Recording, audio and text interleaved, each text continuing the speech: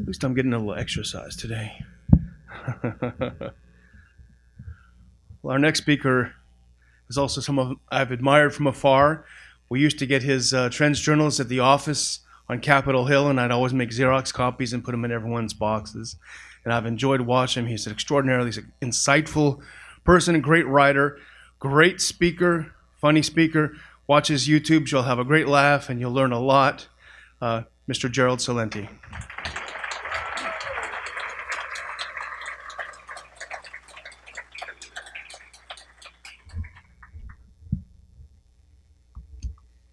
Thank you all very much, and it is really, truly an honor for me to be here. And last night when I met Dr. Paul, we started talking, and he said, when I began running, he said, I never was a politician. I'm not a politician. You know what a politician is? Google it up. Google up the definition of politician. Oh, by the way, you know why they call those things handhelds? Because everybody's masturbating in public. They can't take them out of their hand. And like Dr. Whitehead was saying, that's what everybody does now, and no one's tuned in. Look up the definition. A person who is professionally involved in politics, especially as a holder of or candidate for an elected office. A person who acts in a manipulative and devious way, typically to gain advancement within an organization. So who's your favorite manipulative and devious jerk? Who's your favorite politician? Which one? That's what a politician is. The same people you hated in high school that wanted to be class president and head of the student council.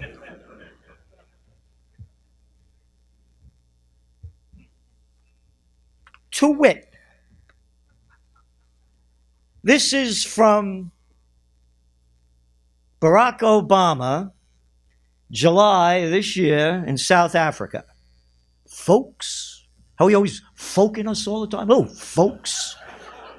Folks, you.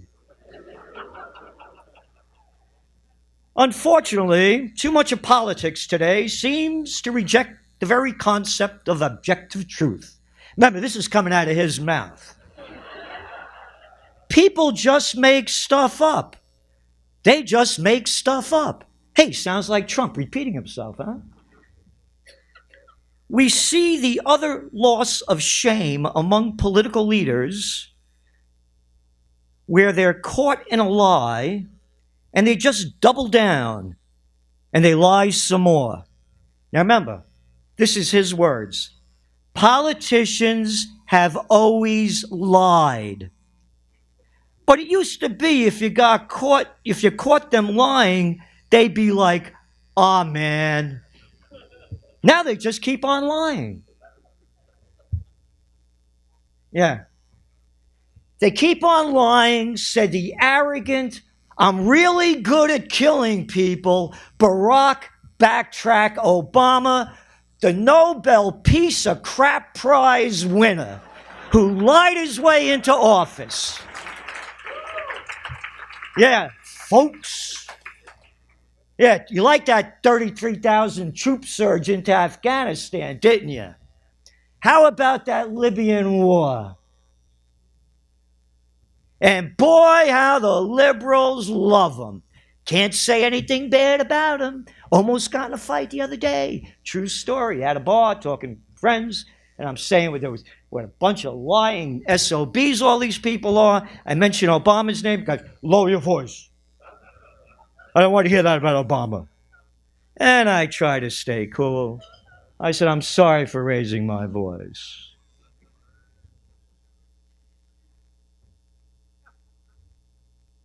Politicians. And what is this about today? War and the media. And that's what I'm going to concentrate on. Because they're the ones that keep taking us to war. This is from a Trends journal, my magazine, from the summer of 2011.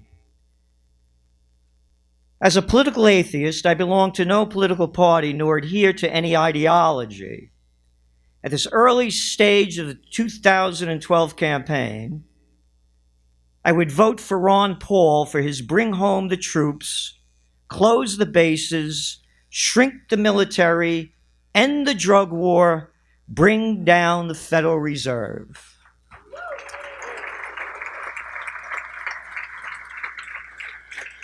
That's on page 23.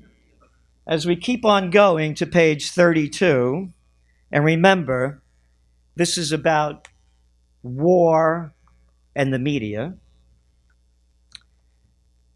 Paul's uncompromising end the wars, close all the overseas military bases, bring home the troops platform should have been music to the ears of the liberal left.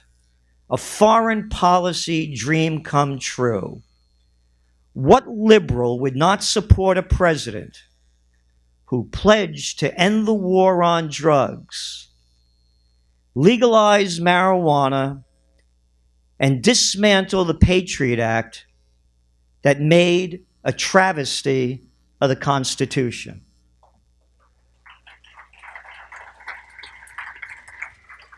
Who wouldn't support that? The liberal media. What liberal media? They're a bunch of freaks. They're buyouts and sellouts, and what's the name of my address? They're Presstitutes. They get paid to put out by their corporate johns and their Washington whoremasters. Period, paragraph. This is from a Trends Journal, summer issue 1997, 21 years ago. Remember, this is war and the media. Media dumb-sizing trend jeopardizing nation. This has been going on a long time. And this is what I write. America has entered into a period of information ignorance, an era in which the majority of people are uninformed about the news and events shaping their lives and the nation's future. I go on to say, media dumb-sizing began in earnest in the 1980s. The three major TV networks, facing new competition and financial pressure, cut the hearts out of their news-gathering operations. They closed bureaus/staffs and replaced seasoned journalists and expert commentators with low-priced journeymen and overpriced, quote, star quality newsreaders and little boys like Chrissy Cuomo and Anderson Cooper that are born on third base and thought they hit a home run. Little nothings of anything if daddy wasn't Mario or your mama wasn't Gloria Vanderbilt, your little boy who was an intern with the CIA. F-U, I can't put the two other words there, but they begin with a C, and another one, you know what it is, Anderson Cooper. Save your attitude, keep it to yourself. That's who it is. When I used to be on all the media, I'd run into Chris Cuomo all the time. I used to be on CNN all the time. You know what he used to do? He had two little aides with him. He used to talk about sports and pop culture. And now there's this arrogant boy, like all of them. That's who the media is. You know the numbers. 90% of the media owned by 5 corporations. Thanks, Bill Clinton. You love that 1996 act that did away with the Federal Communications Act, when we used to have media for everyone. That's the media. The concept of news continues to be devalued, with the network steadfastly insisting the O.J. saga, the whodidit JonBenet Ramsey case, and you ready? This is a Stormy Daniels figure for you. The sexploits of national personalities warrant saturation coverage.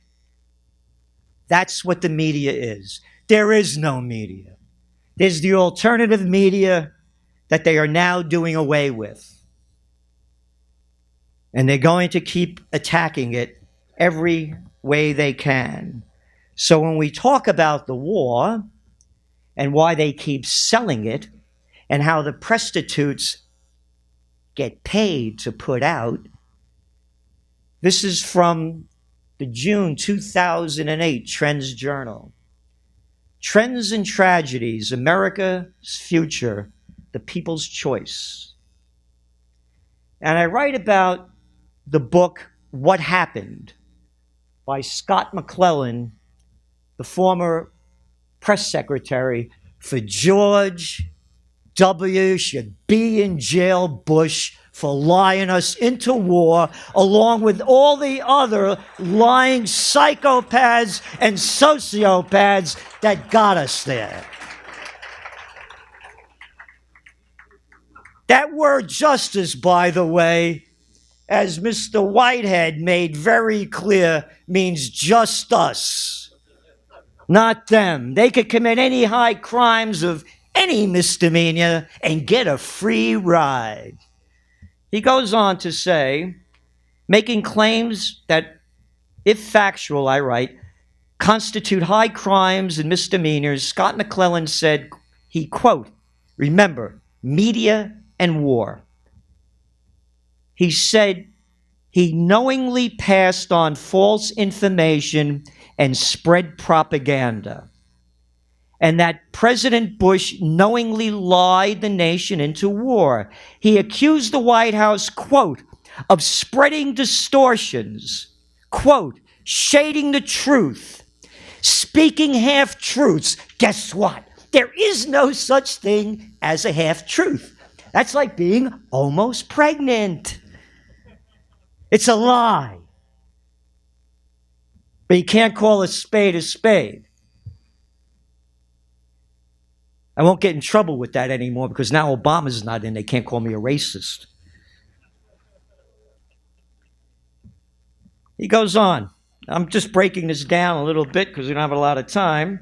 I believe the overall emphasis and focus on the national media was on the march to war, instead on the necessity of war, McClellan said. What is the topic of this meeting? War and the media. He goes on to say, the National Press Corps was probably too differential to the White House. And through it all, said Mr. McClellan, the media would serve as complicit enablers. And I write, and so they did. Quote, I think he's fairly accurate, said CBS's Katie Couric, of McClellan's accusations. Quote, she said, there was such a significant march to war, and people who questioned it very early on, and really, as the war progressed, were considered unpatriotic. Complaining of strong-arm tactics, Couric said, there was a lot of pressure from the Bush White House. There was a sense of pressure from the corporations who own where we work and who the Presstitutes put out for, and from government itself to really squash any kind of dissent. I think it's one of the most embarrassing chapters in American journalism, said Couric, who, like many others in the media, played the game and cashed their checks. And then she goes on, we put this in here, quote, I just want you to know I think Navy SEALs rock. Katie Couric cheered from her Today Show perch when war broke out in 2003, bowing, quote, to the pressure of the corporations who own where we work. There is no free media. It's a joke, and a very bad one. It keeps going on one after another.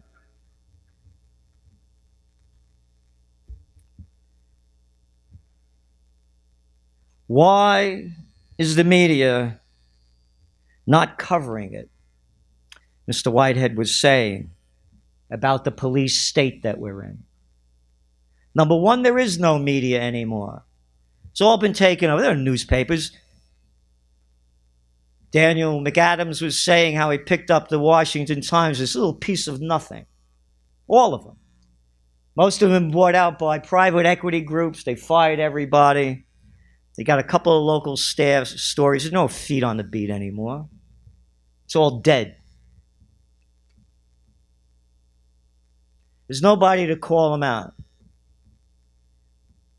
It's up to the alternative media. And that's under threat as we're seeing what's happening with Alex Jones. Where's the outrage of censorship? Boy, but you pick up the New York Times. They call themselves the paper of record. I call them the toilet paper of record because it's only good for one thing. Boy, oh boy, do they talk about those Chinese censoring the internet. But it's okay for Americans to censor the internet. Dr. Whitehead said about the police state, quote, what is the mentality? How could this keep going on? It goes back to war. The fish rots from the head down. As I mentioned what Katie Couric said, and there's one after another on this. The fish rots from the head down, and all they do is sell us war and hate. They should be championing Trump for what happened with Putin. Instead, they put in our brain that we have to believe the CIA, the FBI, and the NSA. And they say this seriously. I'll tell you, Saddam Hussein has weapons of mass destruction. I've got the proof right here. That's where America's going.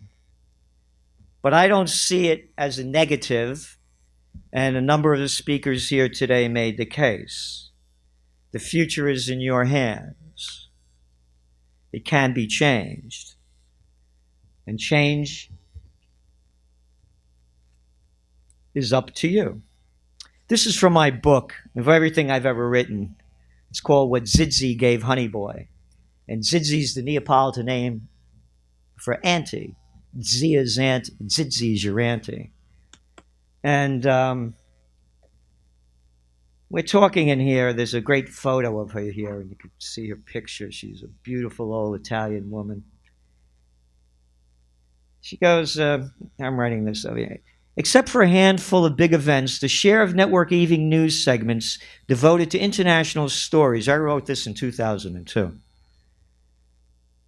fell 50% between 1990 and 1997, according to the Center for Media and Public Affairs. Nightline's Ted Koppel said, people like to reduce the news to good guys and bad guys. Well, that's exactly how the war was covered. I'm talking about the Kosovo War, by the way. Serbs bad, Kosovo Albanians good. Just as the networks give us laugh tracks to tell us when we should laugh, they give us mind tracks to tell us how we should think. Quote, more Americans get their news from ABC than any other source, with the final words blaring from the TV as I hit the off button on the remote. I'm at Zizzy's house. I say, boy, that's a scary thought, I said to Zizzy. And here's Zizzy's words. Quote,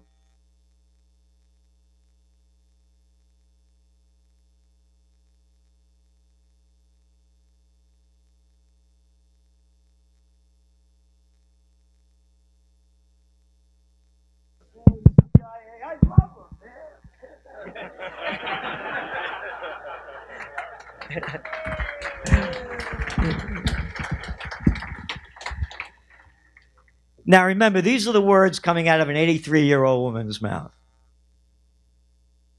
Most of what they put on TV is garbage, she shot back. I listened to the news all day yesterday, Gerald. What a bunch of shit.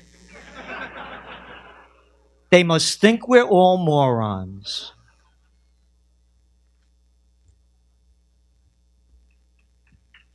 Yeah. God bless Zidzi. What a trip she was. What a trip she was. So here we are. What could be done? And again, a number of the speakers said it's up to you. It is the police state. The future is in your hands. The Pentagon budget was just passed. 41 Democratic senators voted for it, 7 against, 139 yes, 49 no in the House. Dr. Whitehead said, how does the Constitution begin? We the people. So, people say, you know, Gerald, you complain about stuff. You have any suggestions how to correct it? Yep. Number one, none of these people represent me in the political parties. Blockchain democracy. You vote online. If we could send trillions of dollars all over the world every day, and now with blockchain, once your transaction is made, it's blocked, we could vote online. You think it'd be better than any hanging chads anywhere? What is this going to poll stuff? How about 1800s in a 21st century? If we could bank online, we could vote online and bring direct democracy. Oh, the people are too stupid to vote.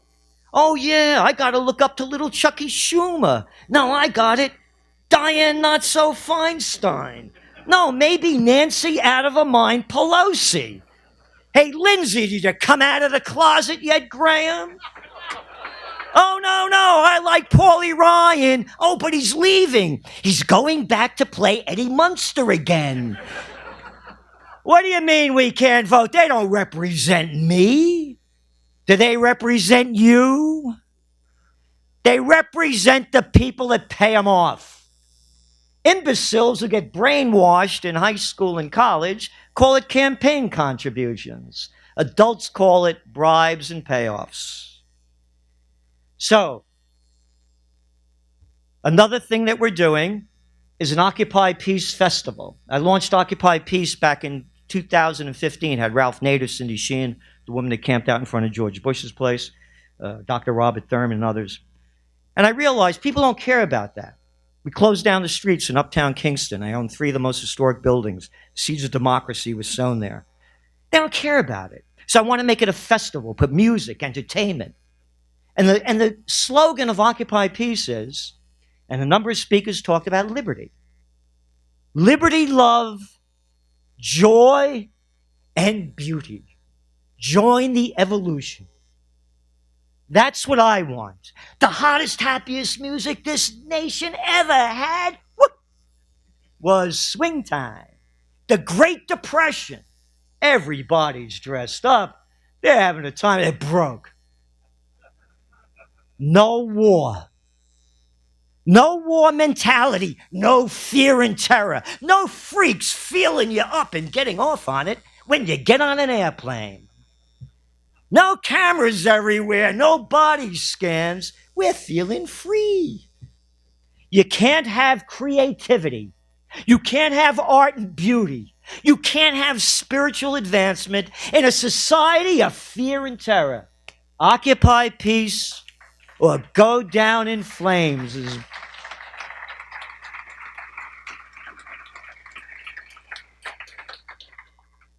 The future of the country is up to you, said a number of speakers. Keep fighting and shine on, said Cynthia.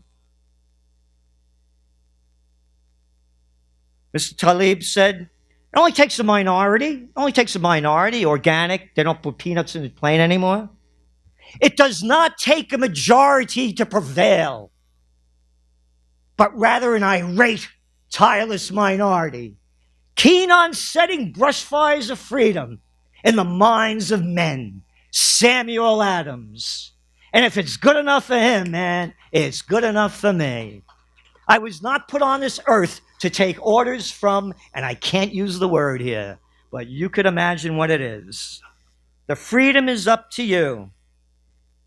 If you don't live for anything, you die for nothing, said Mr. Whitehead. So whatever you can do or dream you can, begin it. Genius,